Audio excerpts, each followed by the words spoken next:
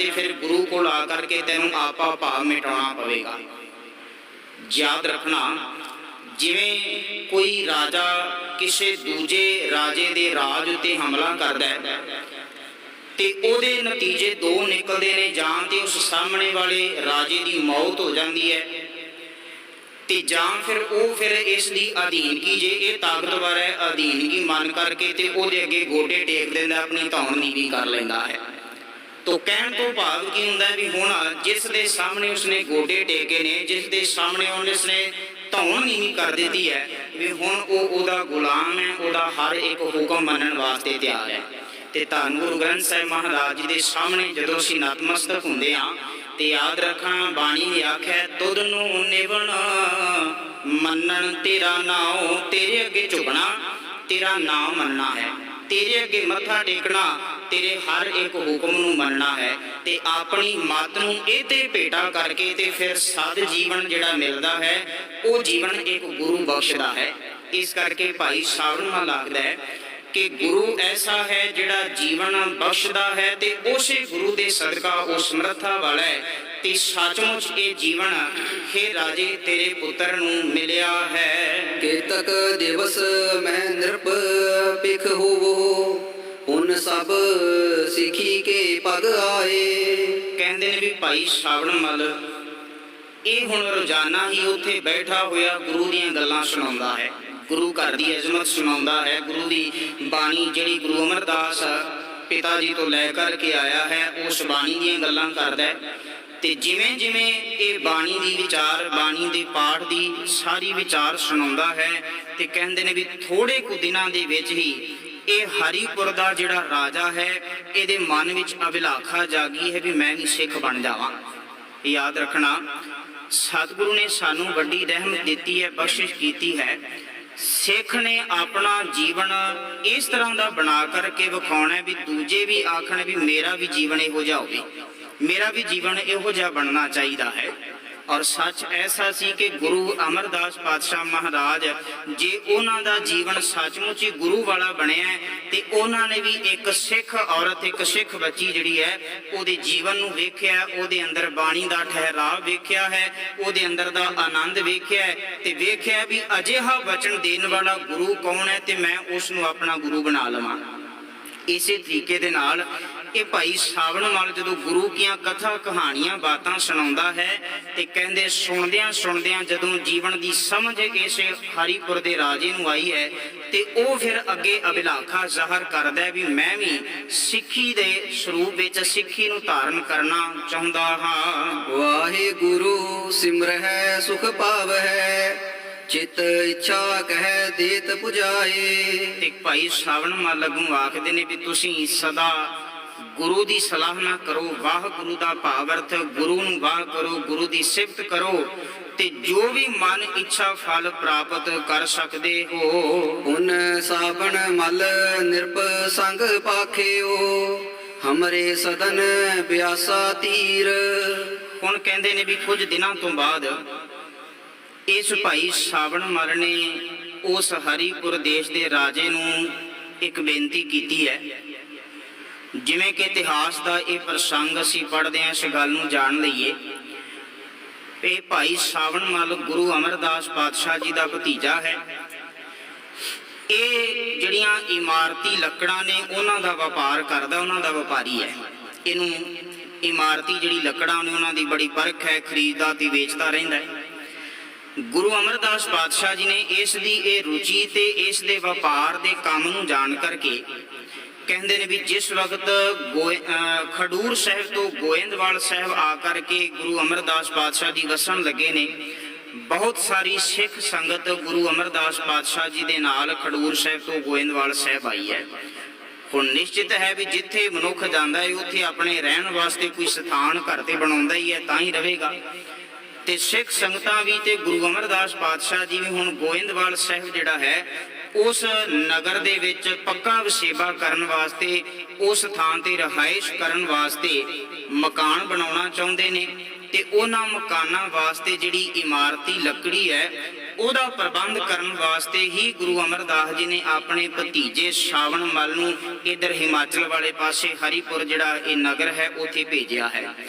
ਤੇ ਹੁਣ ਇਸ ਸ਼ਾਵਣ ਮੱਲ ਨੇ ਉਸ ਹਰੀਪੁਰ ਦੇ ਰਾਜੇ ਨੂੰ ਆਖਿਆ ਕਿ ਸਾਡਾ ਜਿਹੜਾ ਹੁਣ ਟਿਕਾਣਾ ਬਣਨਾ ਹੈ, ਘਰ ਬਣਨੇ ਹਨ, ਉਹ ਬਿਆਸਾ ਨਦੀ ਦੇ ਕਿਨਾਰੇ ਤੇ ਹਨ।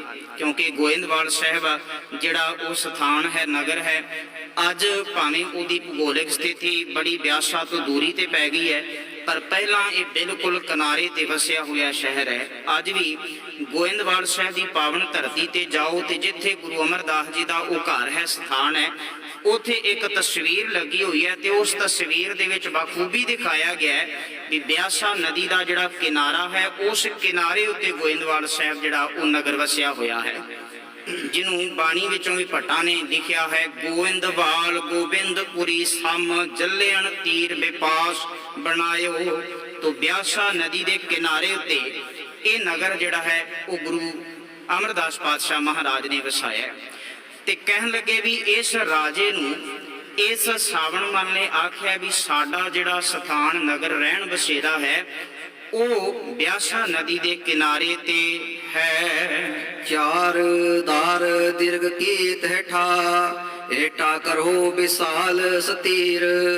ਤੇ ਉਹਨੇ ਆਖਿਆ ਕਿ ਅਸੀਂ ਉੱਥੇ ਹੁਣ ਸੰਗਤ ਦੇ ਰਹਿਣ ਵਾਸਤੇ ਮਕਾਨ ਘਰ ਬਣਾਉਣੇ ਨੇ, ਉਹਦੇ ਵਾਸਤੇ ਸਾਨੂੰ ਇਹ ਇਮਾਰਤ ਵਾਸਤੇ ਲੱਕੜੀ ਚਾਹੀਦੀ ਹੈ ਤੇ ਤੁਸੀਂ ਲੱਕੜ ਦਾ ਪ੍ਰਬੰਧ ਕਰੋ ਜੀ। ਬੇੜੇ ਬੰਧੋ ਕਾਸ਼ਟ ਗਨ ਕੇ ਦ੍ਰਿੜ ਕਰ ਵਿੱਚ ਡਰਾਏ ਨੀਰ।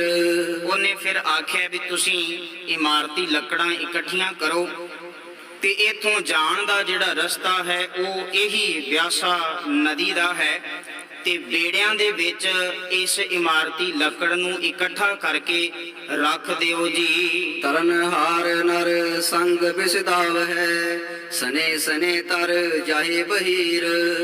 ਕੁਝ ਇਸ ਬੇੜਿਆਂ ਦੇ ਨਾਲ ਤਰਨਹਾਰ ਜਿਹੜੇ ਤੈਰਨ ਵਾਲੇ ਨੇ ਉਹਨਾਂ ਵਿਅਕਤੀਆਂ ਨੂੰ ਨਾਲ ਭੇਜੋ ਤੇ ਫਿਰ ਹੌਲੀ ਹੌਲੀ ਇਹ ਬੇੜੇ ਲੱਕੜਾਂ ਲੈ ਕਰਕੇ ਬਿਆਸਾ ਨਦੀ ਤੇ ਗੋਇੰਦਵਾਲ ਨਗਰ ਪਹੁੰਚ ਜਾਵਣਗੇ। ਗੋਵਿੰਦਵਾਲ ਨਗਰ ਤਟ ਉੱਪਰ ਤਾ ਜਾਏ ਸੁਗਰੋ ਨਿਕਸਾਈ। ਤੇ ਉਹਨੇ ਆਖਿਆ ਵੀ ਗੋਇੰਦਵਾਲ ਨਗਰ ਜਿਹੜਾ ਸਾਡਾ ਨਗਰ ਹੈ ਉਹ ਬਿਆਸਾ ਨਦੀ ਦੇ ਕਿਨਾਰੇ ਤੇ ਹੈ।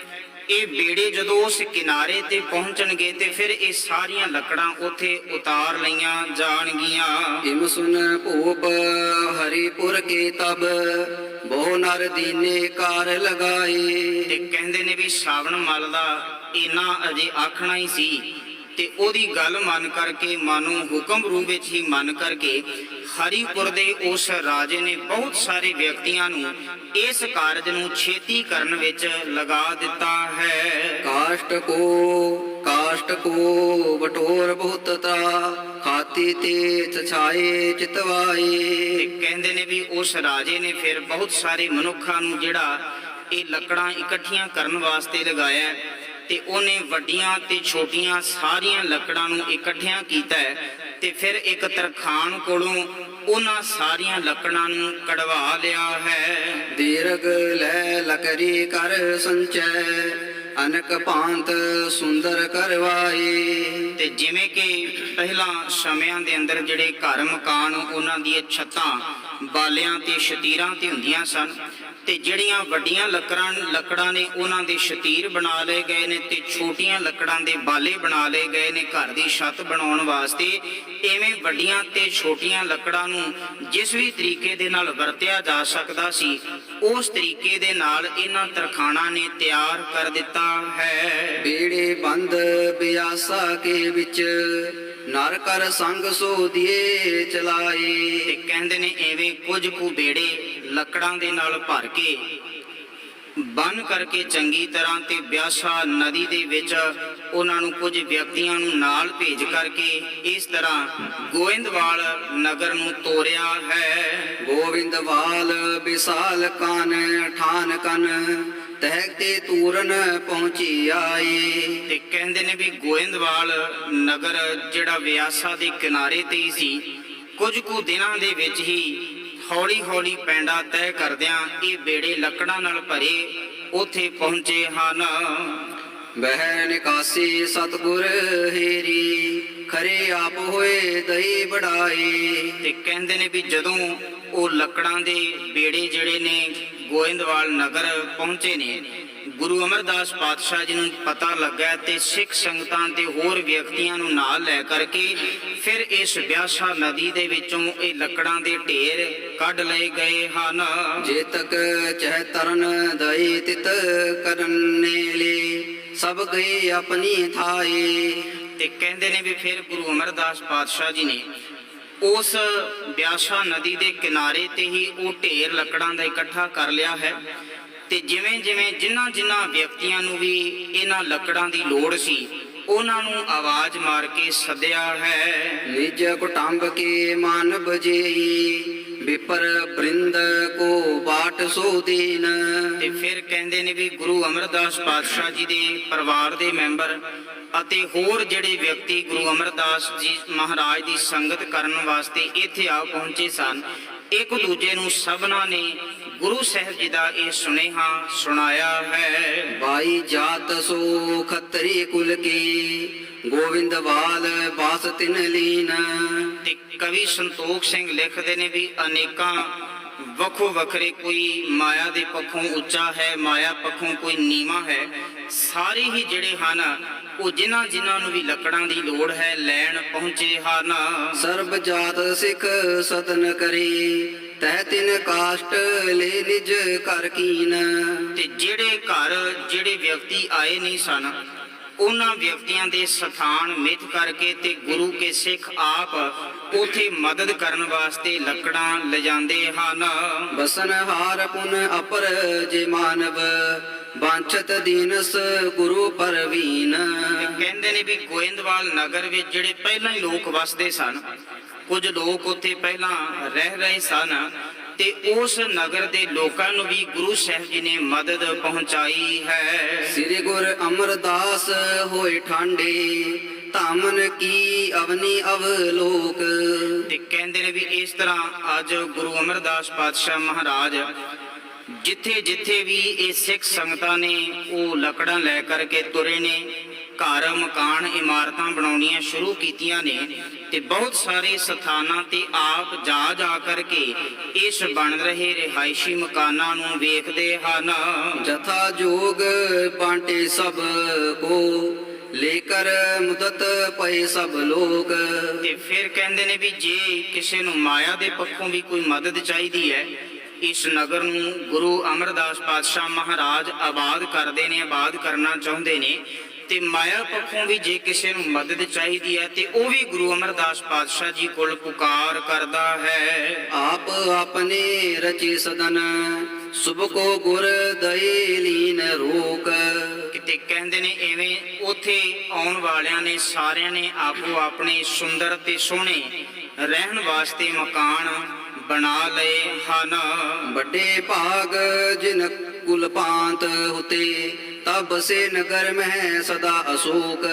ਕਵੀ ਸੰਤੋਖ ਸਿੰਘ ਲਿਖਦੇ ਨੇ ਕਿ ਸੱਚਮੁੱਚ ਉਹਨਾਂ ਲੋਕਾਂ ਦੇ ਵੱਡੇ ਭਾਗ ਨੇ ਜਿਹੜੇ ਗੁਰੂ ਅਮਰਦਾਸ ਪਾਤਸ਼ਾਹ ਮਹਾਰਾਜ ਦੇ ਵਰੋਸਾਏ ਹੋਏ ਨਗਰ ਦੇ ਵਿੱਚ ਰਹਿ ਰਹੇ ਹਨ, ਕਿਉਂਕਿ ਜਿੱਥੇ ਗੁਰੂ ਸਾਹਿਬ ਆਪ ਜਾਂਦੇ ਹਨ ਉਥੇ ਗੁਰੂ ਦਾ ਸਿਧਾਂਤ ਵੀ ਜਾਂਦਾ ਹੈ, ਗੁਰੂ ਵੱਲੋਂ ਬਖਸ਼ਿਸ਼ਾਂ ਰਹਿਮਤਾਂ ਦੇ ਭੰਡਾਰ ਵੀ ਉੱਥੇ ਪਹੁੰਚ ਜਾਂਦੇ ਹਨ, ਤੇ ਗੁਰੂ ਜਿਸ ਜਗ੍ਹਾ ਤੇ ਵੀ ਪਹੁੰਚਦਾ ਹੈ ਉਹ ਜਗ੍ਹਾ ਵੀ ਅਦਬ ਸਤਿਕਾਰ ਨਾਲ ਪੂਜਨਯੋਗ ਹੋ ਜਾਂਦੀ ਹੈ, ਜਿਹਨੂੰ ਅਸੀਂ ਪਵਿੱਤਰ ਬਾਣੀ ਵਿੱਚ ਵੀ ਪੜ੍ਹਦੇ ਹਾਂ। ਸਾ ਧਰਤੀ ਭਈ ਹਰਿਆਵਲੀ ਜਿੱਥੈ ਮੇਰਾ ਸਤਿਗੁਰ ਬੈਠਾ ਆਏ। ਤੇ ਕਵੀ ਸੰਤੋਖ ਸਿੰਘ ਨੇ ਲਿਖਿਆ ਵੀ ਇਹ ਉਹ ਵੱਡੇ ਭਾਗਾਂ ਵਾਲੇ ਲੋਕ ਨੇ ਜਿਹੜੇ ਗੁਰੂ ਕੇ ਚਰਨਾਂ ਵਿੱਚ ਆਪਣਾ ਘਰ ਬਣਾ ਕੇ ਰਹਿਣ ਲੱਗੇ ਹਨ। ਸੁੰਦਰ ਸਲਤਾ ਤੀਰ ਬਿਆਸਾ ਨੀਰ ਬਿਸਲ ਗੰਗਾ ਜਮ ਜਾਏ। ਤੇ ਜਿਵੇਂ ਕਿਸੇ ਵੀ ਥਾਂ ਦੇ ਉੱਤੇ ਅੱਜ ਵੀ ਜੇ ਮਨੁੱਖ ਰਹਿਣ ਬਸੇਰਾ ਬਣਾਉਂਦਾ ਹੈ ਤੇ ਕੋਸ਼ਿਸ਼ ਯਤਨ ਇਹ ਹੁੰਦੀ ਹੈ ਉਸ ਦੀ ਵੀ ਸਭ ਤੋਂ ਪਹਿਲਾਂ ਵੇਖੇ ਵੀ ਇੱਥੇ ਪਾਣੀ ਦਾ ਪ੍ਰਬੰਧ ਕੀ ਹੈ, ਪੀਣ ਯੋਗ ਪਾਣੀ ਕਿਹੋ ਜਿਹਾ ਹੈ, ਜਾਂ ਘਰ ਦੇ ਵਿੱਚੋਂ ਪਾਣੀ ਦੀ ਨਿਕਾਸੀ ਦਾ ਪ੍ਰਬੰਧ ਕੀ ਹੈ। ਇਹ ਸਮੁੱਚਾ ਪ੍ਰਬੰਧ ਵੇਖਦਾ ਹੈ ਤੇ ਫਿਰ ਕੋਈ ਨਾ ਕੋਈ ਫੈਸਲਾ ਕਰਦਾ ਹੈ। ਤੇ ਕਹਿਣ ਲੱਗੇ ਵੀ ਇਸ ਤਰ੍ਹਾਂ ਇਹ ਨਗਰ ਬਿਆਸਾ ਨਦੀ ਦੇ ਕਿਨਾਰੇ ਤੇ ਵਸਿਆ ਹੋਇਆ ਹੈ ਤੇ ਇਹ ਇਸ ਤਰ੍ਹਾਂ ਦਾ ਸਥਾਨ ਹੈ ਵੀ ਜਿੱਥੇ ਪੀਣ ਵਾਲੇ ਪਾਣੀ ਜਾਂ ਇਸ਼ਨਾਨ ਕਰਨ ਵਾਲੇ ਜਾਂ ਭੋਜਨ ਵਾਸਤੇ ਜੇ ਪਾਣੀ ਦੀ ਲੋੜ ਹੈ, ਇਸ ਦੀ ਕਿਸੇ ਤਰ੍ਹਾਂ ਦੀ ਕੋਈ ਸਮੱਸਿਆ ਨਹੀਂ ਹੈ। ਪਾਪ ਬਿਨਾਸਨ ਪਾਵਨ ਸੂਬੋ ਜਲ ਕੋ ਅੰਗ ਸਪਰਸੈ ਵਾਹੇ। ਕਵੀ ਸੰਤੋਖ ਸਿੰਘ ਆਖਦੇ ਨੇ ਕਿ ਜਿਵੇਂ ਕਿਸੇ ਵੀ ਤੀਰਥ ਸਥਾਨ ਦੇ ਉੱਤੇ ਜੋ ਜਲ ਦਾ ਸੋਮਾ ਹੈ, ਜਿਹਨੂੰ ਅਸੀਂ ਸਰੋਵਰ ਰੂਪ ਆਖਦੇ ਹਾਂ, ਤੇ ਸੰਗਤ ਜਿਹੜੀ ਹੈ ਉਸ ਸਰੋਵਰ ਦੇ ਜਲ ਨੂੰ ਇੰਜ ਜਾਣਦੀ ਹੈ ਵੀ ਜਿਵੇਂ ਇਹਦੇ ਵਿੱਚ ਇਸ਼ਨਾਨ ਕਰਕੇ ਸਾਰੀ ਮੈਲ ਉਤਰਦੀ ਹੈ। ਤੋ ਆਖਣ ਲੱਗੇ ਇਵੇਂ ਪਵਿੱਤਰ ਸਾਫ਼ ਜਲ ਇਸ ਬਿਆਸਾ ਨਦੀ ਦਾ ਹੈ ਤੇ ਤਸ਼ਬੀਹ ਦਿੱਤੀ ਹੈ ਵੀ ਮਾਨੋ ਜਿਵੇਂ ਗੰਗਾ ਦਾ ਪਵਿੱਤਰ ਜਲ ਹੈ, ਇਵੇਂ ਇਹ ਜਲ ਪਵਿੱਤਰ ਹੈ। ਵਿਨਾਸਨ ਪਾਵਨ ਸੂਬਲ ਬਹੁ ਜਲ ਕੋ ਅੰਗ ਪਰਸੈ ਵਾਹੇ। ਤੇ ਆਖਦੇ ਨੇ ਵੀ ਜਿਵੇਂ ਸਰੀਰ ਉੱਤੇ ਲੱਗਿਆ ਹੋਇਆ ਕੋਈ ਮਿੱਟੀ ਦਾ ਦਾਗ, ਕੋਈ ਹੋਰ ਕਿਸੇ ਤਰੀਕੇ ਦਾ ਦਾਗ ਜਿਹੜਾ ਹੈ ਉਹਨੂੰ ਪਾਣੀ ਦੇ ਨਾਲ ਸਾਫ਼ ਕਰ ਲਿਆ ਜਾਂਦਾ ਹੈ, ਇਸੇ ਤਰੀਕੇ ਦੇ ਨਾਲ ਆਖਦੇ ਨੇ ਵੀ ਇਸ ਸਥਾਨ ਦੇ ਉੱਤੇ ਗੁਰੂ ਅਮਰਦਾਸ ਪਾਤਸ਼ਾਹ ਮਹਾਰਾਜ ਵਸਦੇ ਨੇ ਤੇ ਗੁਰੂ ਅਮਰਦਾਸ ਪਾਤਸ਼ਾਹ ਮਹਾਰਾਜ ਜੀ ਦੇ ਮਿੱਠੇ ਬੋਲ ਉਹ ਮਾਨੋ ਇੱਕ ਅੰਮ੍ਰਿਤਮਈ ਜਲ ਦੀ ਤਰ੍ਹਾਂ ਨੇ ਤੇ ਜਿਹੜਾ ਜਿਹੜਾ ਉਹਨਾਂ ਨੂੰ ਸੁਣਦਾ ਹੈ ਉਹਨਾਂ ਦੇ ਹਿਰਦੇ ਵਿੱਚੋਂ ਵਿਕਾਰਾਂ ਰੂਪੀ ਮੈਲ ਉਤਰਦੀ ਜਾਂਦੀ ਹੈ, ਉਹਨਾਂ ਦੇ ਅੰਦਰ ਸੁੱਖ ਬਣਦਾ ਰਹਿੰਦਾ ਹੈ, ਉਹਨਾਂ ਦੇ ਅੰਦਰ ਸਹਿਜ ਬਣਦਾ ਰਹਿੰਦਾ ਹੈ, ਉਹਨਾਂ ਦੀ ਆਤਮਿਕ ਅਵਸਥਾ ਉੱਚੀ ਬਣਦੀ ਹੈ, ਜਿਹਨੂੰ ਅਸੀਂ ਬਾਣੀ ਵਿੱਚ ਪੜ੍ਹਦੇ ਹਾਂ, ਅੰਮ੍ਰਿਤ ਬਾਣੀ ਹਰ ਹਰ ਤੇਰੀ ਸੁਣ ਸੁਣ ਹੋਵੇ ਪਰਮ ਗਤ ਮੇਰੀ। ਇਹਨੂੰ ਸੁਣ ਸੁਣ ਕੇ ਮੇਰੀ ਆਤਮਿਕ ਅਵਸਥਾ ਉੱਚੀ ਬਣਦੀ ਹੈ। ਆਤਮਿਕ ਅਵਸਥਾ ਨੀਵੀਂ ਉਦੋਂ ਜਾਂਦੀ ਹੈ ਜਦੋਂ ਮਨੁੱਖ ਚਿੰਤਾ ਦੇ ਵਿੱਚ ਹੋਵੇ, ਔਰ ਚਿੰਤਾ ਵੀ ਇਸ ਦੀਆਂ ਕਈ ਪ੍ਰਕਾਰ ਦੀਆਂ ਹਨ। ਸਭ ਤੋਂ ਵੱਡੀ ਚਿੰਤਾ ਇਸ ਦੀ ਰੋਜ਼ੀ ਦੀ, ਰਿਜ਼ਕ ਦੀ ਹੈ ਤੇ ਉਹ ਚਿੰਤਾ ਬਾਣੀ ਦੂਰ ਕਰਦੀ ਹੈ ਵੀ ਜੇ ਸੰਸਾਰ ਉੱਤੇ ਤੈਨੂੰ ਮਾਲਕ ਨੇ ਜਨਮ ਦਿੱਤਾ ਹੈ ਤੇ ਤੇਰੀ ਰੋਜ਼ੀ ਦਾ ਪ੍ਰਬੰਧ ਵੀ ਉਹ ਕਰਨ ਵਾਲਾ ਹੈ। ਚਿੰਤਾ ਦੂਰ ਕਰਦਿਆਂ ਸਤਿਗੁਰੂ ਬਾਣੀ ਵਿੱਚ ਆਖਦੇ ਨੇ ਵੀ ਇਸ ਗੱਲ ਨੂੰ ਵੀ ਤੇ ਵੇਖ ਕਿ ਸੈਲ ਪੱਥਰ ਮਹਿ ਜੰਤ ਉਪਾਏ ਤਾਂ ਕਾ ਰਿਜ਼ਕ ਆਗੇ ਕਰ ਧਰਿਆ। ਜੇ ਉਹਨੇ ਪੱਥਰਾਂ ਵਿੱਚ ਜੀਵਨ ਪੈਦਾ ਕੀਤਾ ਹੈ, ਜੀਵ ਪੈਦਾ ਕੀਤੇ ਨੇ ਤੇ ਉਹਨਾਂ ਦਾ ਰਿਜ਼ਕ ਵੀ ਉੱਥੇ ਪਹਿਲਾਂ ਹੀ ਪਹੁੰਚਾ ਦਿੱਤਾ ਹੈ। ਫਿਰ ਬਾਣੀ ਵਿੱਚ ਹੋਰ ਸਾਨੂੰ ਗੁਰੂ ਸਾਹਿਬ ਜੀ ਤਰਵਾਸਾ ਦਿੰਦੇ, ਚਿੰਤਾ ਤੋਂ ਮੁਕਤ ਕਰਦੇ ਨੇ ਤੇ ਆਖਦੇ ਨੇ ਜਲ ਮਹਿ ਜੰਤ ਉਪਾਇਨ ਤਿਨਾ ਪੇ ਰੋਜ਼ੀ ਦੇ ਉਥੈ ਹਟ ਨ ਚੱਲਈ ਨਾ ਕੋ ਕਿਰਸ ਕਰੇ। ਇੱਥੇ ਬਾਹਰ ਸੰਸਾਰ ਤੇ ਕੋਈ ਹੱਟੀ ਚਲਾਉਂਦਾ ਹੈ, ਕੋਈ ਖੇਤੀ ਕਰਦਾ ਹੈ ਤੇ ਭੋਜਨ ਦਾ ਪ੍ਰਬੰਧ ਹੋ ਜਾਂਦਾ ਹੈ, ਪਰ ਇਧਰ ਵੇਖੋ ਵੀ ਜਲ ਮਹਿ ਜੰਤ ਉਪਾਇਨ ਤਿਨਾ ਪੇ ਰੋਜ਼ੀ ਦੇ ਮਾਲਕ ਪਾਣੀ ਵਿੱਚ ਪੈਦਾ ਕੀਤੇ ਹੋਏ ਜੀਵਾਂ ਨੂੰ ਵੀ ਤੇ ਰੋਜ਼ੀ ਪਹੁੰਚਾ ਰਿਹਾ ਹੈ। ਤੋ ਇਹੋ ਜਿਹੀਆਂ ਬਾਣੀ ਦੀਆਂ ਜਦੋਂ ਪੰਕਤੀਆਂ ਅਸੀਂ ਪੜ੍ਹਦੇ ਹਾਂ ਤੇ ਚਿੰਤਾਵਾਂ ਤੋਂ ਮੁਕਤ ਹੁੰਦੇ ਹਾਂ ਤੇ ਜਿਹਨੂੰ ਫਿਰ ਬਾਣੀ ਆਖਦੀ ਵੀ ਸੁਣ ਸੁਣ ਹੋਵੇ ਪਰਮ ਗਤ ਮੇਰੀ, ਇਹ ਉੱਚੀ ਆਤਮਿਕ ਅਵਸਥਾ ਬਣਦੀ ਹੈ। ਇਵੇਂ ਆਖਦੇ ਨੇ ਕਿ ਗੁਰੂ ਅਮਰਦਾਸ ਪਾਤਸ਼ਾਹ ਮਹਾਰਾਜ ਜੀ ਦੇ ਮੁਖ ਤੋਂ ਉਚਾਰਨ ਕੀਤੀ ਪਵਿੱਤਰ ਅੰਮ੍ਰਿਤਮਈ ਬਾਣੀ ਜਿਹੜੀ ਹੈ ਉਹ ਮਨੁੱਖ ਦਾ ਹਿਰਦਾ ਪਵਿੱਤਰ ਕਰ ਦੇਣ ਵਾਲੀ ਹੈ ਤੇ ਮਾਨੋ ਇਥੋਂ ਦੇ ਰਹਿਣ ਵਾਲੇ ਜਿਹੜੇ ਲੋਕ ਨੇ, ਜਿਹੜੇ ਗੁਰੂ ਅਮਰਦਾਸ ਪਾਤਸ਼ਾਹ ਮਹਾਰਾਜ ਜੀ ਦੇ ਨੇੜੇ ਘਰ ਬਣਾ ਕਰਕੇ ਰਹਿ ਰਹੇ ਨੇ, ਜਿੱਥੇ ਕਹਿੰਦੇ ਨੇ ਵੀ ਬਿਆਸਾ ਨਦੀ ਦੇ ਵਿੱਚੋਂ ਪਾਣੀ ਪੀਂਦੇ ਨੇ, ਬਿਆਸਾ ਨਦੀ ਦੇ ਪਾਣੀ ਦੇ ਨਾਲ ਆਪਣੀਆਂ ਲੋੜਾਂ ਪੂਰੀਆਂ ਕਰਦੇ ਨੇ, ਉਥੇ ਕਹਿਣ ਲੱਗੇ ਵੀ ਆਪਣੇ ਤਨ ਆਪਣੇ ਹਿਰਦੇ ਤੇ ਜੇ ਕਿਤੇ ਵਿਕਾਰਾਂ ਦੀ ਮੈਲ ਲੱਗਦੀ ਹੈ ਤੇ ਗੁਰੂ ਅਮਰਦਾਸ ਪਾਤਸ਼ਾਹ ਮਹਾਰਾਜ ਜੀ ਦਾ ਬਾਣੀ ਰੂਪੀ ਜਲ ਉਹਨਾਂ ਦੇ ਹਿਰਦੇ ਨੂੰ ਧੋ ਕੇ ਸਾਫ਼ ਕਰ ਦਿੰਦਾ ਹੈ। ਤਾਤ ਕਾਲ ਫਲ ਸਤਿਗੁਰ ਦਰਸ਼ਨ ਜੇ ਜੋਗੀ ਧਿਆਵੈ ਉਰੇ ਮਾਹੇ। ਤੇ ਕਵੀ ਸੰਤੋਖ ਸਿੰਘ ਲਿਖਦੇ ਨੇ ਵੀ ਇਥੋਂ ਦੇ ਲੋਕ ਗੁਰੂ ਅਮਰਦਾਸ ਪਾਤਸ਼ਾਹ ਜੀ ਦੀ ਸਿਫਤ ਦੇ ਵਿੱਚ ਇੰਝ ਆਖਦੇ ਨੇ ਕਿ ਜਿਵੇਂ ਕੋਈ ਜੋਗੀ ਜਿਹੜਾ ਹੈ ਉਹ ਧਿਆਨ ਧਰਦਾ ਹੈ, ਚੌਂਕੜਾ ਮਾਰ ਕੇ ਬਹਿੰਦਾ, ਅੱਖਾਂ ਬੰਦ ਕਰਕੇ ਬੈਠਦਾ ਹੈ ਤੇ ਜਿਸ ਵੇਲੇ ਉਹ ਅੱਖਾਂ ਬੰਦ ਕਰਕੇ ਬੈਠਦਾ ਤੇ ਕਹਿੰਦੇ ਨੇ ਵੀ ਜਿਸ ਇਸ਼ਟ ਦਾ, ਜਿਸ ਦੇਵ ਦਾ ਉਹ ਧਿਆਨ ਧਰਦਾ ਹੈ, ਸਾਨੂੰ ਇੰਜ ਜਾਪਦਾ ਵੀ ਉਹ ਹਰ ਇੱਕ ਇਸ਼ਟ, ਹਰ ਇੱਕ ਦੇਵ ਸਾਨੂੰ ਗੁਰੂ ਅਮਰਦਾਸ ਪਾਤਸ਼ਾਹ ਵਿੱਚੋਂ ਦਿਸਦਾ ਹੈ। ਵੇਦ ਸਮਾਨ ਗਿਰਾ ਗੁਰ ਸੁਨਬੇ ਸਮਝਨ ਸੋਗਮ ਅਗਮ ਤੇ ਨਾਹੀ। ਕਹਿਣ ਲੱਗੇ ਵੀ ਜਿਵੇਂ ਸਨਾਤਨ ਮਤ ਦੇ ਗ੍ਰੰਥ ਨੇ, ਵੇਦ ਨੇ, ਉਹਨਾਂ ਵੇਦਾਂ ਦੇ ਵਿੱਚ ਲਿਖੀ ਹੋਈ ਬਾਣੀ, ਲਿਖੇ ਹੋਏ ਸ਼ਲੋਕ ਜੋ ਲਿਖਿਆ ਹੋਇਆ ਹੈ, ਉਹਨਾਂ ਨੂੰ ਸਮਝਣਾ ਤੇ ਬੜਾ ਕਠਿਨ ਹੈ, ਬੜਾ ਔਖਾ ਹੈ। ਕੋਈ ਵੱਡੇ ਵਿਦਵਾਨ ਜਿਹੜੇ ਨੇ ਉਹੀ ਉਹਨਾਂ ਨੂੰ ਪੜ੍ਹਦੇ ਨੇ ਤੇ ਉਹੀ ਉਹਨਾਂ ਨੂੰ ਸੁਣਦੇ ਤੇ ਸਮਝਦੇ ਨੇ। ਬਹੁਤਿਆਂ ਨੂੰ ਤੇ ਉਹਨਾਂ ਦੇ ਪੜ੍ਹੇ ਹੋਏ ਪਾਠ ਦੀ ਸਮਝ ਵੀ ਨਹੀਂ ਆਉਂਦੀ। ਔਰ ਇੱਥੇ ਆਖਣ ਲੱਗੇ ਵੀ ਗੁਰੂ ਅਮਰਦਾਸ ਪਾਤਸ਼ਾਹ ਮਹਾਰਾਜ ਜੀ ਦੀ ਬਾਣੀ ਜਿਹੜੀ ਹੈ, ਜਿਵੇਂ ਸਨਾਤਨ ਮਤ ਵਾਲਿਆਂ ਵਾਸਤੇ ਵੇਦਾਂ ਦੀ ਬਾਣੀ ਸੱਚ ਹੈ ਤੇ ਉਹ ਆਖਦੇ ਨੇ ਵੀ ਇਹ ਤੇ ਦੇਵਤਿਆਂ ਦੇ ਮੂੰਹ ਵਿੱਚੋਂ ਨਿਕਲਿਆ ਇੱਕ ਇੱਕ ਅੱਖਰ ਸੱਚ ਹੈ, ਭਾਵੇਂ ਦੂਜਿਆਂ ਨੂੰ ਸਮਝ ਨਹੀਂ ਆਉਂਦਾ। ਪਰ ਇੱਥੇ ਕਹਿਣ ਲੱਗੇ ਵੀ ਗੁਰੂ ਅਮਰਦਾਸ ਪਾਤਸ਼ਾਹ ਮਹਾਰਾਜ ਜੀ ਦੀ ਜ਼ੁਬਾਨ ਦੇ ਵਿੱਚੋਂ ਅਕਾਲ ਪੁਰਖ ਦੀ ਜਿਹੜੀ ਬਾਣੀ ਹੈ ਉਹ ਵੇਦਾਂ ਦੇ ਵਾਂਗ ਕਠਿਨ ਨਹੀਂ, ਜਿਹੜੀ ਸਮਝੀ ਨਾ ਜਾ ਸਕੇ। ਉਹ ਤੇ ਇੰਨੀ ਸਰਲ, ਇੰਨੀ ਸੌਖੀ ਬਾਣੀ ਹੈ ਜਿਹਨੂੰ ਪੜ੍ਹ ਕੇ ਆਤਮਿਕ ਆਨੰਦ ਆਉਂਦਾ ਪਿਆ ਹੈ। ਤੇ ਸਤਿਗੁਰੂ ਆਖਦੇ ਨੇ ਜੇ ਇਹ ਆਨੰਦ ਸੁਣਨ ਵਾਲਿਓ ਆਪਣੀ ਜ਼ਿੰਦਗੀ ਵਿੱਚ ਧਾਰਨ ਕਰਨਾ ਚਾਹੁੰਦੇ ਹੋ ਤੇ ਜੇਕਰ ਮੈਨੂੰ ਪੁੱਛੋ ਵੀ ਇਹ ਆਨੰਦ ਮਿਲਿਆ ਕਿਵੇਂ ਹੈ ਤੇ ਕਦੋਂ ਮਿਲਿਆ ਹੈ, ਤੇ ਸਤਿਗੁਰੂ ਬਿਲਕੁਲ ਸੌਖੇ ਲਫ਼ਜ਼ਾਂ ਵਿੱਚ ਆਖਦੇ ਨੇ, ਆਨੰਦ ਭਇਆ ਮੇਰੀ ਮਾਏ ਸਤਿਗੁਰੂ ਮੈਂ ਪਾਇਆ। ਜਿਸ ਦਿਨ ਦਾ ਗੁਰੂ ਮਿਲਿਆ ਮੇਰੇ ਜੀਵਨ ਵਿੱਚ ਆਨੰਦ ਬਣ ਗਿਆ। ਜੇ ਇਹ ਆਨੰਦ ਤੁਸੀਂ ਵੀ ਚਾਹੁੰਦੇ ਹੋ ਤੇ ਆਪਣੇ ਆਪ ਨੂੰ ਗੁਰੂ ਦੇ ਹਵਾਲੇ ਕਰ ਦਿਓ, ਆਪਣਾ ਮਨ ਗੁਰੂ ਅੱਗੇ ਰੱਖ ਦਿਓ, ਆਪਣਾ ਜੀਵਨ ਗੁਰੂ ਅੱਗੇ ਭੇਟਾ ਕਰ ਦਿਓ। ਤੇ ਸਤਿਗੁਰੂ ਆਪ ਬਾਣੀ ਵਿੱਚ ਆਖਦੇ ਨੇ, ਤਨ ਮਨ ਧਨ ਸਭ ਸੌਂਪ ਗੁਰ ਕੋ ਹੁਕਮ ਮੰਨਿਆ ਭਾਈ ਹੈ। ਉਹਦਾ ਹੁਕਮ ਮੰਨਣਾ ਸ਼ੁਰੂ ਕਰ ਦਈਏ, ਆਪਣਾ ਤਨ ਮਨ ਸਾਰਾ ਕੁਝ ਗੁਰੂ ਅੱਗੇ ਭੇਟਾ ਕਰ ਦਈਏ। ਅਜਿਹਾ ਆਨੰਦ ਜੋ ਗੁਰੂ ਅਮਰਦਾਸ ਪਾਤਸ਼ਾਹ ਜੀ ਆਖਦੇ ਨੇ ਉਹ ਆਨੰਦ ਬਣਦਾ ਹੈ। ਤੋ ਕਵੀ ਜੀ ਲਿਖਦੇ ਨੇ ਵੀ ਉਹਨਾਂ ਲੋਕਾਂ ਵਾਸਤੇ, ਰਹਿਣ ਵਾਲਿਆਂ ਵਾਸਤੇ ਗੁਰੂ ਅਮਰਦਾਸ ਜੀ ਦੀ ਬਾਣੀ ਉਹ ਸਰਲ ਰੂਪ ਵਿੱਚ ਉਹਨਾਂ ਨੂੰ ਸਿੱਖਿਆ ਦਿੰਦੀ ਹੈ। ਦੇਗ ਹੋਏ ਸਗਰੇ ਦਿਨ ਗੁਰ ਕੀ ਸਰਬ ਜਾਤ ਭੋਜਨ ਕੋ ਖਾਏ। ਹੁਣ ਇਸ ਗਾਥਾ ਦੇ ਇਸ ਪ੍ਰਸੰਗ ਦੇ ਵਿੱਚ ਕਵੀ ਸੰਤੋਖ ਸਿੰਘ ਇਸ ਗੋਇੰਦਵਾਲ ਸਾਹਿਬ ਨਗਰ ਦੇ ਵਿੱਚ ਗੁਰੂ ਅਮਰਦਾਸ ਪਾਤਸ਼ਾਹ ਜੀ ਆ ਪਹੁੰਚੇ ਨੇ। ਬਹੁਤ ਸਾਰੀ ਸੰਗਤ ਗੁਰੂ ਸਾਹਿਬ ਦੇ ਦਰਸ਼ਨ ਦੀਦਾਰੇ ਕਰਨ ਵਾਸਤੇ ਆਉਣ ਲੱਗੀ ਹੈ। ਜੋ ਪਹਿਲਾਂ ਖਡੂਰ ਸਾਹਿਬ ਜਾਂਦੇ ਸਨ, ਹੁਣ ਗੋਇੰਦਵਾਲ ਸਾਹਿਬ ਵਿਖੇ ਆਉਣ ਲੱਗੇ ਨੇ। ਤੇ ਆਖਦੇ ਨੇ ਵੀ ਇੱਥੇ ਦੀ ਹੁਣ ਮਰਿਆਦਾ ਸੁਣੋ। ਮਰਿਆਦਾ ਇਹ ਤੁਰਦੀ ਹੈ ਵੀ ਹਰ ਰੋਜ਼ ਇੱਥੇ ਦੇਗ ਬਣਦੀ ਹੈ, ਪ੍ਰਸ਼ਾਦ ਬਣਦਾ ਹੈ, ਭੋਜਨ ਬਣਦਾ ਹੈ ਤੇ ਹਰ ਇੱਕ ਜਾਤੀ ਦੇ ਲੋਕ ਇਸ ਭੋਜਨ ਨੂੰ ਛਕਣ ਆਉਂਦੇ ਹਨ। ਜੋ ਨਹਿ ਖਾਏ ਨਾ ਦਰਸ਼ਨ ਪਾਵਹਿ ਇਹੀ ਨੇਮ ਸਤਿਗੁਰ ਠਹਿਰਾਏ। ਕਵੀ ਜੀ ਲਿਖਦੇ ਨੇ ਵੀ ਉਥੋਂ ਦਾ ਇੱਕ ਨੇਮ ਸੁਣ ਲਵੋ।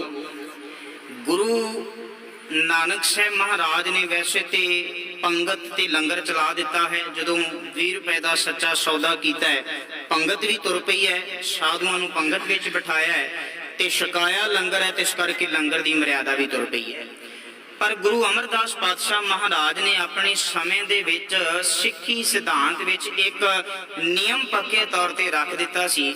ਉਹ ਨਿਯਮ ਇਹ ਸੀ ਵੀ ਜਿਹੜਾ ਗੁਰੂ ਅਮਰਦਾਸ ਪਾਤਸ਼ਾਹ ਜੀ ਦੇ ਦਰਸ਼ਨ ਦੀਦਾਰ ਕਰਨ ਚਾਹੁੰਦਾ ਹੈ, ਸੰਗਤ ਵਿੱਚ ਆਉਣਾ ਚਾਹੁੰਦਾ ਹੈ, ਉਹਦੇ ਵਾਸਤੇ ਪਹਿਲਾਂ ਪੰਗਤ ਜ਼ਰੂਰੀ ਹੈ ਤੇ ਫਿਰ ਆ ਕਰਕੇ ਸੰਗਤ ਵਿੱਚ ਬਵੇ। ਉਹ ਬਚਨ ਆਖਿਆ ਜਾਂਦਾ ਸੀ ਵੀ ਪਹਿਲਾਂ ਜਿਹੜੀ ਹੈ ਵੀ ਪੰਗਤ ਕਰੇ ਤੇ ਪਾਛੈ ਸੰਗਤ ਕਰੇ। ਇਵੇਂ ਕਵੀ ਜੀ ਲਿਖਦੇ ਨੇ ਕਿ ਗੁਰੂ ਅਮਰਦਾਸ ਜੀ ਮਹਾਰਾਜ ਦੇ ਘਰ ਦਰ ਦੀ ਮਰਿਆਦਾ ਤੁਰੀ ਹੈ ਤੇ ਉਹਦੇ ਵਿੱਚ ਜਿਹੜਾ ਪੰਗਤ ਵਿੱਚ ਜਾ ਕਰਕੇ ਪਹਿਲਾਂ ਲੰਗਰ ਛਕਦਾ ਹੈ ਉਹ ਫਿਰ ਗੁਰੂ ਦੇ ਦਰਸ਼ਨ ਦੀਦਾਰ ਕਰਨ ਵਾਸਤੇ ਆਉਂਦਾ ਹੈ। ਬਚ ਹੈ ਆਹਾਰ ਜੋ ਲੰਗਰ ਮਾਹੀ ਸੋ ਸਭ ਗਊਨ ਦੇ ਖੁਲਾਏ। ਯਾਦ ਰੱਖਣਾ, ਸਿੱਖੀ ਸਿਧਾਂਤ ਵਿੱਚ ਇਹ ਦੋ ਖਾਸ ਪ੍ਰਥਾ, ਪੰਗਤ ਦੀ ਪ੍ਰਥਾ ਤੇ ਲੰਗਰ ਦੀ ਪ੍ਰਥਾ, ਸੰਗਤ ਦੀ ਪ੍ਰਥਾ ਜਿਹੜੀ ਹੈ, ਇਹਨੇ ਬੜਾ ਵਡਮੁੱਲਾ ਸਿੱਖੀ ਸਿਧਾਂਤ ਦੇ ਪ੍ਰਸਾਰ ਤੇ ਪ੍ਰਚਾਰ ਵਾਸਤੇ ਜ਼ੋਰ ਪਾਇਆ। ਕਿਉਂਕਿ ਇਸ ਮਤ ਤੋਂ ਪਹਿਲਾਂ ਸਨਾਤਨ ਮਤ ਵਾਲਿਆਂ ਦਾ ਜਿਹੜਾ ਬਹੁਤਾ ਪ੍ਰਭਾਵ ਸੀ ਤੇ ਉੱਥੇ ਜਾਤ ਪਾਤ ਦੀ ਪਰਖ ਕੀਤੀ ਜਾਂਦੀ ਸੀ। ਇਥੋਂ ਤੱਕ ਵੀ ਧਾਰਮਿਕ ਗ੍ਰੰਥ ਕਿਸ ਨੇ ਪੜ੍ਹਨਾ ਹੈ ਇਹ ਵੀ ਵੱਖੋ ਵੱਖਰੀਆਂ ਜਾਤਾਂ ਵਿੱਚ ਡਿਵਾਈਡ ਕੀਤਾ ਹੈ। ਧਾਰਮਿਕ ਸਥਾਨਾਂ ਤੇ ਕੌਣ ਜਾ ਸਕਦਾ ਹੈ, ਧਾਰਮਿਕ ਕਿਰਿਆਵਾਂ ਕੌਣ ਕਰ ਸਕਦਾ ਹੈ, ਇਹ ਵੀ ਜਾਤੀ ਪਾਤੀ ਦੇ ਨਾਂ ਤੇ ਵੱਖੋ ਵੱਖਰੇ ਵਿਤਕਰੇ ਸਨ। ਪਰ ਸਤਿਗੁਰੂ ਗੁਰੂ ਨਾਨਕ ਸਾਹਿਬ ਮਹਾਰਾਜ ਜੀ ਦਾ ਜਿਹੜਾ ਸਿਧਾਂਤ ਵਰਤਿਆ ਹੈ ਉਸ ਸਿਧਾਂਤ ਨੇ ਸਾਰਿਆਂ ਨੂੰ ਇੱਕ ਕਰ ਦਿੱਤਾ ਹੈ।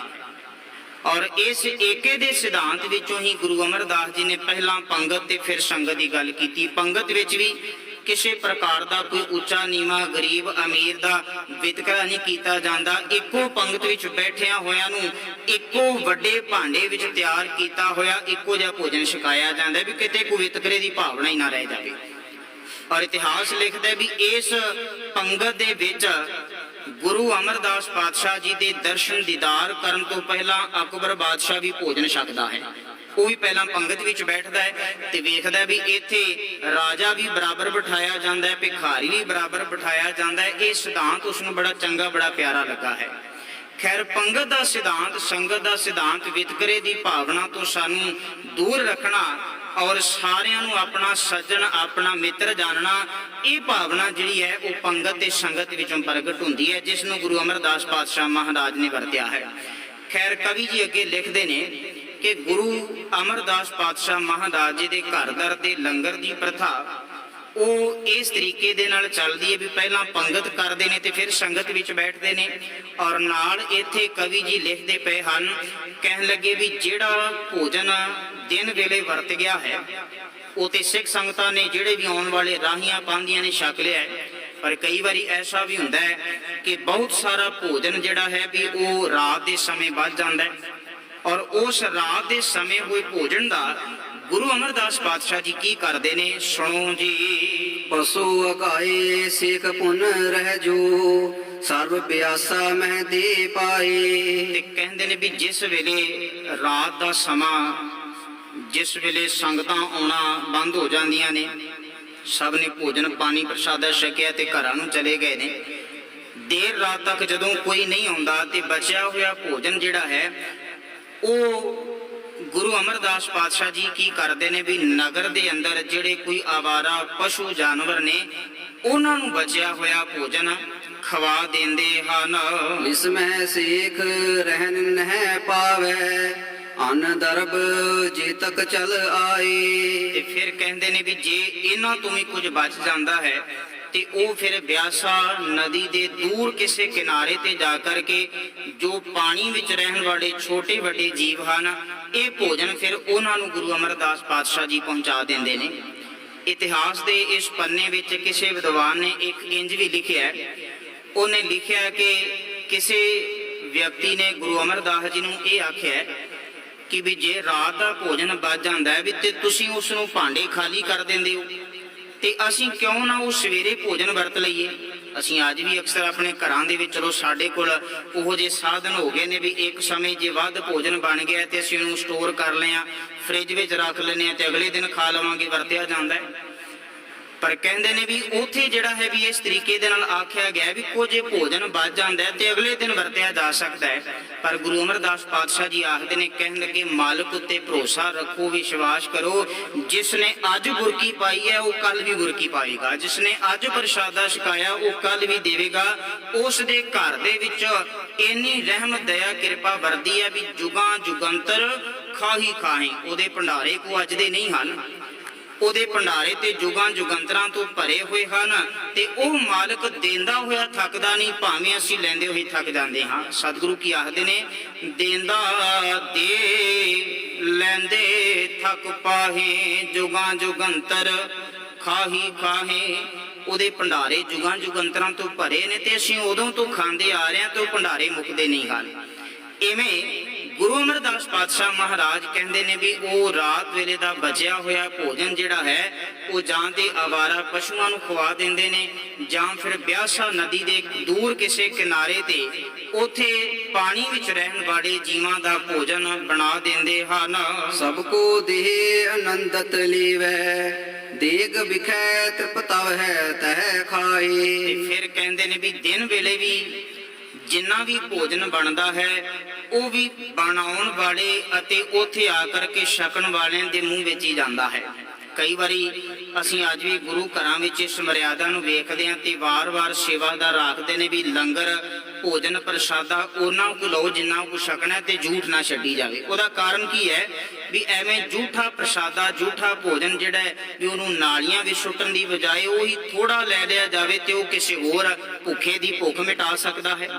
ਇਸੇ ਤਰੀਕੇ ਦੇ ਨਾਲ ਕਹਿੰਦੇ ਨੇ ਵੀ ਇੱਥੇ ਜਿਹੜਾ ਹੈ ਵੀ ਜਿਹੜਾ ਵੀ ਕੋਈ ਆਉਂਦਾ ਹੈ ਉਹ ਭੋਜਨ ਪ੍ਰਸ਼ਾਦੇ ਤੋਂ ਖਾਲੀ ਨਹੀਂ ਜਾਂਦਾ। ਤਾਤ ਕਾਲਪੁਰ ਬਸਿਓ ਰੁਚਤ ਸੋ ਸਿਰੇ ਸਤ ਗੁਰ ਮਹਿ ਆਪ ਤੇ ਬਸਾਏ। ਫਿਰ ਕਵੀ ਜੀ ਲਿਖਦੇ ਨੇ ਵੀ ਇਹ ਛੇਤੀ ਹੀ ਇਹ ਗੋਇੰਦਵਾਲ ਸਾਹਿਬ ਦਾ ਨਗਰ ਜਿਹੜਾ ਹੈ ਜਿਸ ਨੂੰ ਮਾਨੋ ਗੁਰੂ ਅਮਰਦਾਸ ਪਾਤਸ਼ਾਹ ਜੀ ਦੇ ਆਉਣ ਕਰਕੇ ਵਸਿਆ ਹੋਇਆ ਜਾਣੋ ਤੇ ਇਹ ਨਗਰ ਉੱਥੇ ਵਸਣ ਲੱਗਿਆ ਹੈ। ਜੋ ਤਰ ਆਏ ਕਾਮਨਾ ਮਨ ਮਹਿ ਦਰਸ਼ਨ ਪਰਸਤ ਸੋ ਨਰ ਪਾਏ। ਤੇ ਕਹਿਣ ਲੱਗੇ ਵੀ ਜਿਹੜਾ ਵੀ ਕਾਮਨਾ ਕਰਕੇ ਗੁਰੂ ਸਾਹਿਬ ਦੇ ਦਰਸ਼ਨ ਦੀਦਾਰ ਕਰਨ ਵਾਸਤੇ ਆਉਂਦਾ ਹੈ ਉਹਨੂੰ ਇਸ ਘਰ ਤੋਂ ਇਸ ਦਰ ਤੋਂ ਸਾਰੀਆਂ ਦਾਤਾਂ ਮਿਲ ਜਾਂਦੀਆਂ ਨੇ। ਇੱਥੇ ਮੈਂ ਰੁਕ ਕੇ ਇੱਕ ਬੇਨਤੀ ਕਰਨ ਲੱਗਾ। ਸਾਡੇ ਵਿੱਚੋਂ ਤਕਰੀਬਨ ਅਸੀਂ ਸਾਰੇ ਹੀ ਕਿਸੇ ਨਾ ਕਿਸੇ ਕਾਮਨਾ ਨੂੰ ਲੈ ਕਰਕੇ ਹੀ ਗੁਰਦੁਆਰੇ ਆ ਰਹੇ ਹਾਂ। ਸਾਡਾ ਸੇਵਾ ਕਰਨਾ ਵੀ ਕਿਸੇ ਕਾਮਨਾ ਦੇ ਅਧੀਨ ਹੈ, ਸਾਡਾ ਪਾਠ ਕਰਨਾ ਵੀ ਕਿਸੇ ਕਾਮਨਾ ਦੇ ਅਧੀਨ ਹੈ। ਕੋਈ ਨਾ ਕੋਈ ਮੰਗ ਸਾਡੇ ਪਿੱਛੇ ਖਲੋਤੀ ਹੋਈ ਹੈ। ਔਰ ਇਥੋਂ ਤੱਕ ਵੀ ਜਦੋਂ ਅਸੀਂ ਗੁਰੂ ਗ੍ਰੰਥ ਸਾਹਿਬ ਮਹਾਰਾਜ ਦੇ ਸਨਮੁਖ ਮੱਥਾ ਟੇਕਦੇ ਹਾਂ ਤੇ ਮੱਥਾ ਟੇਕਣ ਵੇਲੇ ਵੀ ਬਹੁਤ ਸਾਰੀ ਮੰਗਾਂ ਦੀ ਲੰਬੀ ਚੌੜੀ ਲਿਸਟ ਜਿਹੜੀ ਉਹ ਇੱਥੇ ਅਸੀਂ ਬੋਲ ਕੇ ਸੁਣਾ ਦਿੰਦੇ ਹਾਂ ਵੀ ਆਹ ਵੀ ਦੇ ਦੇ ਤੇ ਆਹ ਵੀ ਦੇ ਦੇ। ਪਰ ਧੰਨ ਗੁਰੂ ਗ੍ਰੰਥ ਸਾਹਿਬ ਮਹਾਰਾਜ ਨੂੰ ਪੁੱਛੀਏ ਤੇ ਸਤਿਗੁਰੂ ਰਹਿਮਤ ਕਰਦੇ ਨੇ ਵੀ ਜਿਸ ਵੇਲੇ ਸੇਵਾ ਦੇ ਵਿੱਚ ਤੂੰ ਜੁੜੇ ਤੇ ਕਹਿਣ ਲੱਗੇ ਵੀ ਉਦੋਂ ਤੇਰਾ ਧਿਆਨ ਸਿਰਫ ਸੇਵਾ ਵਿੱਚ ਹੀ ਹੋਵੇ, ਕਾਮਨਾ ਵਿੱਚ ਨਾ ਹੋਵੇ ਵੀ ਮੈਂ ਇਸ ਸੇਵਾ ਦੇ ਬਦਲੇ ਮੰਗਿਆ ਕੀ ਹੈ ਤੇ ਮੈਨੂੰ ਕਦੋਂ ਮਿਲੇਗਾ। ਬਹੁਤੇ ਸਾਰੇ ਜਿਹੜੇ ਵਿਅਕਤੀ ਨੇ ਉਹ ਇਸ ਤਰ੍ਹਾਂ ਹੀ ਕਰਦੇ ਨੇ ਕਿ ਲੰਬਾ ਸਮਾਂ ਸੇਵਾ ਕਰਦਿਆਂ ਨੂੰ ਜੇ ਹੋ ਗਿਆ ਹੈ ਤੇ ਇੰਝ ਸੋਚਣ ਲੱਗ ਪੈਂਦੇ ਨੇ ਵੀ ਬਹੁਤ ਸੇਵਾ ਕੀਤੀ ਹੈ ਪਰ ਮਿਲਿਆ ਤੇ ਕੁਝ ਹੈ ਨਹੀਂ ਹੈ।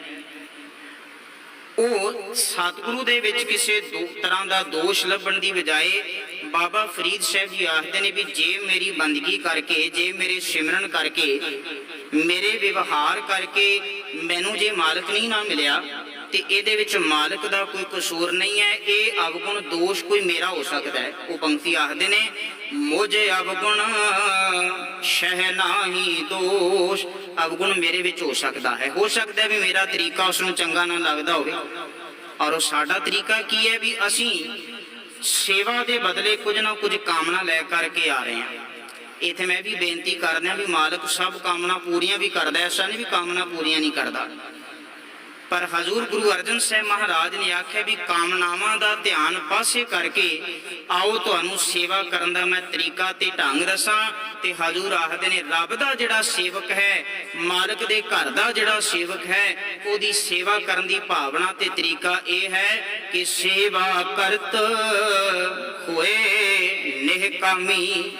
ਉਹ ਸੇਵਾ ਕਰਦਿਆਂ ਸਭ ਕਾਮਨਾ ਤੋਂ ਰਹਿਤ ਹੋ ਜਾਂਦਾ, ਕੋਈ ਕਾਮਨਾ ਰਹਿੰਦੀ ਨਹੀਂ ਹੈ।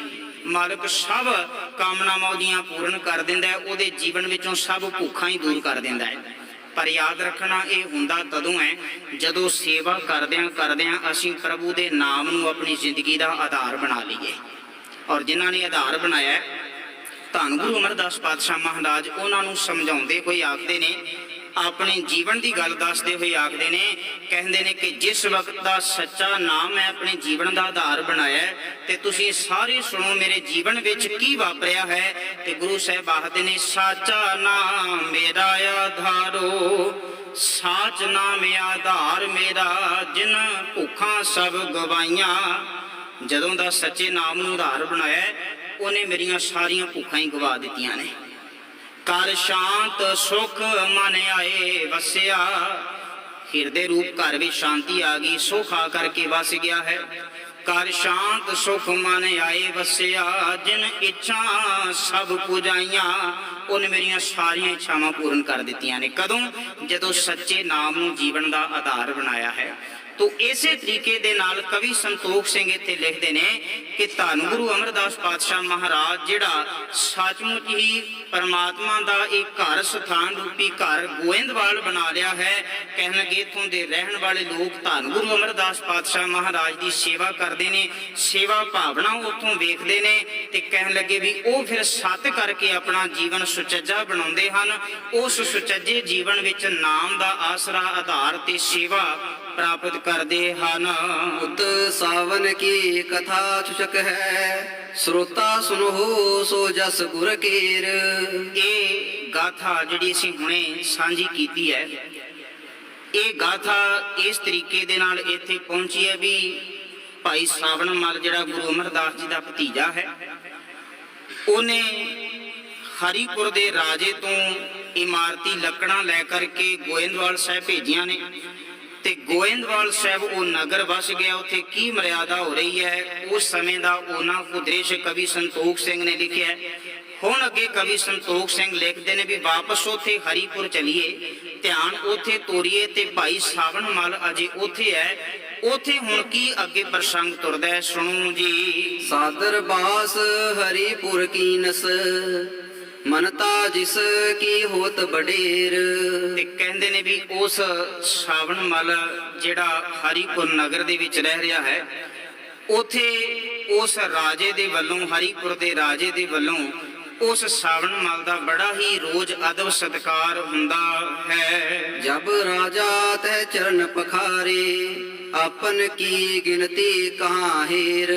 ਤੇ ਕਹਿੰਦੇ ਨੇ ਵੀ ਰਾਜਾ ਉਥੋਂ ਦਾ ਜਿਹੜਾ ਹੈ ਉਹ ਭਾਈ ਸਾਵਣ ਮੱਲ ਦਾ ਇੰਨਾ ਅਦਬ ਕਰਦਾ ਹੈ, ਇੰਨਾ ਸਤਿਕਾਰ ਕਰਦਾ ਹੈ ਕਿ ਮਾਨੋ ਉਹਦੇ ਚਰਨ ਧੋਂਦਾ ਹੈ। ਬੰਦਨ ਕਰ ਹੈ ਬ੍ਰਿੰਦ ਨਰ ਮਿਲ ਮਿਲ ਕਰ ਜੁਰ ਹੈ ਕਰ ਪਾਉ। ਤੇ ਫਿਰ ਕਹਿੰਦੇ ਨੇ ਵੀ ਉਹਦੇ ਅੱਗੇ ਜਾ ਕਰਕੇ ਬੰਦਨਾ ਕਰਦੇ ਨੇ, ਨਮਸਕਾਰ ਕਰਦੇ ਨੇ ਤੇ ਉਹਦੇ ਕੋਲੋਂ ਗੁਰੂ ਦੀ ਬਾਣੀ ਦਾ ਉਪਦੇਸ਼ ਸੁਣਦੇ ਹਨ। ਤਰਹਿ ਕਾਮਨਾ ਜਚ ਹੈ ਆਨ ਜੋ ਤਿਸ ਰੁਮਾਲ ਤੇ ਪੂਰਨ ਕਰੰਤ। ਤੇ ਫਿਰ ਕਹਿੰਦੇ ਨੇ ਕਿ ਉਥੋਂ ਭਾਈ ਸਾਵਣ ਮੱਲ ਜਿਹੜਾ ਹੈ ਉਹਨੇ ਆਪਣਾ ਜੀਵਨ ਇਸ ਤਰ੍ਹਾਂ ਦਾ ਉਥੋਂ ਦੇ ਰਾਜੇ ਨੂੰ ਵਿਖਾਇਆ ਕਿ ਜਿਹਦੇ ਕਾਰਨ ਕਰਕੇ ਉਹਦੇ ਅੰਦਰ ਸਿੱਖੀ ਦੇ ਪ੍ਰਤੀ ਪਿਆਰ ਪੈਦਾ ਹੋਇਆ ਤੇ ਸਿੱਖੀ ਨੂੰ ਪ੍ਰਾਪਤ ਕਰਨ ਵਾਸਤੇ ਉਹਨੇ ਜਿਹੜਾ ਹੈ ਆਪਣੀ ਇੱਛਾ ਜ਼ਾਹਰ ਕੀਤੀ ਹੈ। ਇਤਿਹਾਸ ਦੇ ਇਸ ਪ੍ਰਸੰਗ ਨੂੰ ਮੈਂ ਇੱਥੇ ਰੋਕ ਕਰਕੇ ਇੱਕ ਬੇਨਤੀ ਕਰਨ ਲੱਗਾ। ਅਜਿਹਾ ਹੀ ਸਤਿਗੁਰੂ ਗੁਰੂ ਨਾਨਕ ਸਾਹਿਬ ਮਹਾਰਾਜ ਜੀ ਦੇ ਸਮੇਂ ਵੀ ਹੋਇਆ। ਸਤਿਗੁਰੂ ਗੁਰੂ ਨਾਨਕ ਸਾਹਿਬ ਮਹਾਰਾਜ ਦਾ ਇੱਕ ਪਿਆਰਾ ਸਿੱਖ ਹੈ ਜਿਹਦਾ ਨਾਮ ਹੈ ਭਾਈ ਮਨਸੁਖ। ਇਸ ਸਾਵਣ ਮੱਲ ਦੀ ਤਰ੍ਹਾਂ ਉਹ ਵੀ ਇੱਕ ਵਪਾਰੀ ਹੈ, ਸੌਦਾਗਰ ਹੈ। ਆਪਣੇ ਵਪਾਰ ਸੌਦੇ ਦੇ ਸਿਲਸਿਲੇ ਦੇ ਵਿੱਚ ਉਹ ਵੀ ਗੁਰੂ ਨਾਨਕ ਸਾਹਿਬ ਮਹਾਰਾਜ ਤੋਂ ਆਗਿਆ ਲੈ ਕਰਕੇ ਤੇ ਅੱਜ ਜਿੱਥੇ ਸ਼੍ਰੀ ਲੰਕਾ ਹੈ ਉਸ ਸਥਾਨ ਤੇ ਜਿਹਨੂੰ ਸਿੰਗਲਾ ਦੀਪ ਕਿਹਾ ਜਾਂਦਾ, ਉੱਥੇ ਵਪਾਰ ਕਰਨ ਵਾਸਤੇ ਗਿਆ ਹੈ। ਔਰ ਭਾਈ ਮਨਸੁਖ ਜਿਹੜਾ ਹੈ ਉੱਥੇ ਗੁਰੂ ਨਾਨਕ ਸਾਹਿਬ ਮਹਾਰਾਜ ਜੀ ਦੀ ਬਾਣੀ ਦੇ ਸ਼ਬਦਾਂ ਨੂੰ ਲੈ ਕਰਕੇ ਗਿਆ, ਬਾਣੀ ਦੀ ਸਿੱਖਿਆ ਲੈ ਕਰਕੇ ਗਿਆ। ਤੇ ਯਾਦ ਰੱਖਣਾ, ਗੁਰੂ ਦਾ ਸਿੱਖ ਜਿਹੜਾ ਹੈ ਆਪਣੇ ਹਿਰਦੇ ਰੂਪੀ ਘਰ ਵਿੱਚ ਜਦੋਂ ਬਾਣੀ ਦਾ ਗਿਆਨ, ਬਾਣੀ ਦਾ ਸਿਧਾਂਤ ਲੈ ਕਰਕੇ ਤੁਰਦਾ ਹੈ ਤੇ ਫਿਰ ਇਹ ਜਿੱਥੇ ਵੀ ਜਾਂਦਾ ਹੈ ਉੱਥੇ ਵੀ ਜਾ ਕਰਕੇ ਬਾਣੀ ਦੇ ਸਿਧਾਂਤ ਦੀ ਗੱਲ ਕਰਦਾ ਹੈ। ਜਿੱਥੇ ਵੀ ਪਹੁੰਚੇ ਉਸ ਬਾਣੀ ਦੇ ਸਿਧਾਂਤ ਨੂੰ ਜਿਹੜਾ ਹੈ ਉਹ ਵਿਖਿਆਨ ਕਰਦਾ ਹੈ। ਕਿਉਂ? ਕਿਉਂਕਿ ਸਤਿਗੁਰੂ ਗੁਰੂ ਨਾਨਕ ਸਾਹਿਬ ਮਹਾਰਾਜ ਜੀ ਦਾ ਆਪਣਾ ਸਿਧਾਂਤ ਵੀ ਇਹੀ ਰਿਹਾ।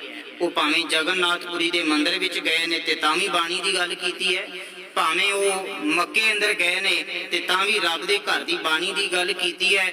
ਕਹਿਣ ਤੋਂ ਭਾਵ ਜਿੱਥੇ ਜਿੱਥੇ ਵੀ ਸਤਿਗੁਰੂ ਗੁਰੂ ਨਾਨਕ ਸਾਹਿਬ ਮਹਾਰਾਜ ਗਏ ਨੇ, ਭਾਵੇਂ ਉਹ ਅਨਮਤਾਂ ਦੇ ਸਥਾਨ ਸਨ, ਭਾਵੇਂ ਉਹ ਹੋਰ ਧਰਮ ਨੂੰ ਮੰਨਣ ਵਾਲੇ ਲੋਕ ਸਨ, ਪਰ ਰੱਬ ਦੇ ਘਰ ਦਾ ਸੁਨੇਹਾ ਸਤਿਗੁਰੂ ਗੁਰੂ ਨਾਨਕ ਸਾਹਿਬ ਮਹਾਰਾਜ ਨੇ ਉੱਥੇ ਵੀ ਜਾ ਕਰਕੇ ਦਿੱਤਾ ਹੈ। ਇਵੇਂ ਹੀ ਭਾਈ ਮਨਸੁਖ ਨੇ ਆਪਣਾ ਜੀਵਨ ਇਹੋ ਜਿਹਾ ਉਸ ਸਿੰਗਲਾ ਦੀਪ ਦੀ ਧਰਤੀ ਤੇ ਵਿਖਾਇਆ ਹੈ ਕਿ ਉਸ ਜੀਵਨ ਨੂੰ ਵੇਖ ਕਰਕੇ ਉਥੋਂ ਦਾ ਰਾਜਾ ਸ਼ਿਵਨਾਵ ਪ੍ਰਭਾਵਿਤ ਹੋਇਆ ਤੇ ਉਹਨੇ ਵੀ ਸਤਿਗੁਰੂ ਗੁਰੂ ਨਾਨਕ ਸਾਹਿਬ ਮਹਾਰਾਜ ਦੇ ਦਰਸ਼ਨਾਂ ਦੀ ਇੱਛਾ ਆਪਣੇ ਅੰਦਰ ਪ੍ਰਗਟ ਕਰ ਲਈ ਹੈ, ਜਿਹਨੂੰ ਅਸੀਂ ਬਾਣੀ ਵਿੱਚੋਂ ਪੜ੍ਹਦੇ ਹਾਂ।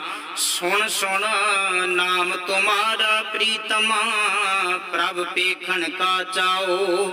ਐ ਪ੍ਰਭੂ ਤੇਰਾ ਨਾਮ ਸੁਣ ਸੁਣ ਕੇ, ਤੇਰੀਆਂ ਵਡਿਆਈਆਂ ਸੁਣ ਸੁਣ ਕੇ ਮੇਰੇ ਮਨ ਵਿੱਚ ਚਾਅ ਪੈਦਾ ਹੁੰਦਾ ਵੀ ਮੈਂ ਤੇਰਾ ਦਰਸ਼ਨ ਕਰਾਂ, ਮੈਂ ਤੇਰਾ ਦੀਦਾਰ ਕਰਾਂ। ਤੇ ਯਾਦ ਰੱਖਣਾ, ਧੰਨ ਗੁਰੂ ਗ੍ਰੰਥ ਸਾਹਿਬ ਮਹਾਰਾਜ ਜੀ ਦੀ ਪਵਿੱਤਰ ਬਾਣੀ ਦਾ ਇੱਕ ਇੱਕ ਲਫ਼ਜ਼, ਇੱਕ ਇੱਕ ਅੱਖਰ ਸਾਡੀ ਜ਼ਿੰਦਗੀ ਨੂੰ, ਸਾਡੇ ਜੀਵਨ ਨੂੰ ਰੌਸ਼ਨੀ ਦੇਣ ਵਾਲਾ ਹੈ, ਇਹਨਾਂ ਧਰਵਾਸ ਤੇ ਇਹਨਾਂ ਸਹਿਜ ਦੇਣ ਵਾਲਾ ਹੈ ਤੇ ਅਸੀਂ ਵੀ ਆਪਣੇ ਮਨ ਵਿੱਚ ਇਹ ਇੱਛਾ ਜਗਾਈਏ ਕਿ ਅਸੀਂ ਗੁਰੂ ਗ੍ਰੰਥ ਸਾਹਿਬ ਮਹਾਰਾਜ ਜੀ ਦੀ ਸਮੁੱਚੀ ਬਾਣੀ ਦੇ ਦਰਸ਼ਨ ਕਰੀਏ, ਘਰ ਘਰ ਸਾਡੇ ਸਹਿਜ ਪਾਠ ਹੋਵੇ, ਬਾਣੀ ਦੇ ਨਾਲ ਜੁੜੀਏ, ਬਾਣੀ ਦੇ ਸਿਧਾਂਤ ਨਾਲ ਜੁੜੀਏ। ਇਹ ਸਾਨੂੰ ਗੁਰੂ ਦੇ ਚਰਨਾਂ ਵਿੱਚੋਂ ਸਿੱਖਿਆ ਲੈਣੀ ਚਾਹੀਦੀ ਹੈ। ਇਤਿਹਾਸ ਦੀ ਇਨੀ ਕੁ ਵਿਚਾਰ ਕਰਦਿਆਂ ਹੋ ਗਈਆਂ ਬੇਅੰਤ ਪ੍ਰਕਾਰ ਦੀਆਂ ਭੁੱਲਾਂ। ਆਪ ਸੰਗਤ ਔਰ ਗੁਰੂ ਗ੍ਰੰਥ ਸਾਹਿਬ ਮਹਾਰਾਜ ਜੀ ਬਖਸ਼ਣਯੋਗ ਹੋ। ਭੁੱਲਾਂ ਨਾ ਚਿਤਾਰਦੇ ਹੋਏ ਗੁਰੂ ਬਖਸ਼ੀ ਫਤਿਹ ਨਾਲ ਸਾਂਝ ਪਾਓ। ਆਖੋ ਜੀ ਵਾਹਿਗੁਰੂ ਜੀ ਕਾ ਖਾਲਸਾ, ਵਾਹਿਗੁਰੂ ਜੀ ਕੀ ਫਤਿਹ।